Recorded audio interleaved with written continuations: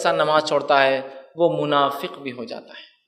اس لیے کہ اللہ رب العزت قرآن میں فرماتا ہے سورہ نساء سورہ نمبر 4 آیت میں 142 میں وَإِذَا أَقَامُوا إِلَى الصَّلَاةِ قَامُوا كُسَالَىٰ، جب منافق نماز کے لیے کھڑا ہوتا ہے تو بڑی سستی سے کھڑا ہوتا ہے، يُرَاءُونَ النَّاسَ، اور جو کچھ پڑھتا ہے جو کچھ کرتا ہے وہ لوگوں کو دکھانے کرتا ہے، وَلَا يَذْكُرُونَ اللَّهَ إِلَّا قَلِيلًا، اور نہیں کرتا اللہ کا ذکر مگر بہت تھوڑا۔ کیا فرمایا؟ وَإِذَا قَامُوا إِلَى الصَّلَاةِ قَامُوا كُسَالَىٰ۔ منافق کی صفت کیا ہے؟ نماز کو کھڑا ہوتا ہے تو سستی سے، اور اس لیے کھڑا ہوتا ہے کہ لوگوں کو دکھائے، اور اللہ کا ذکر نہیں کرتا مگر بہت تھوڑا۔ تو منافق اسی طرح متفق علیہ روایت ہے صحیح بخاری اور صحیح مسلم کی حدیث، آپ نے فرمایا منافق پر فجر کی اور عشاء کی نماز بڑی بھاری جاتی ہے۔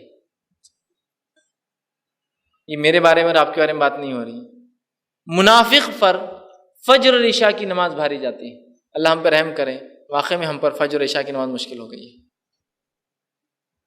منافق پر آپ نے کہا، صحیح مسلم کی روایت میں نے فرمایا منافق جو ہے بیٹھا رہتا ہے، اور جب سورج ڈوبنے لگتا ہے اور پیلا ہو جاتا ہے تب بھاگتے ہوئے جاتا ہے اور کوے کی ٹھونگے سے سرزمین پہ مارتا ہے اور عصر کی نماز ادا کر لیتا ہے۔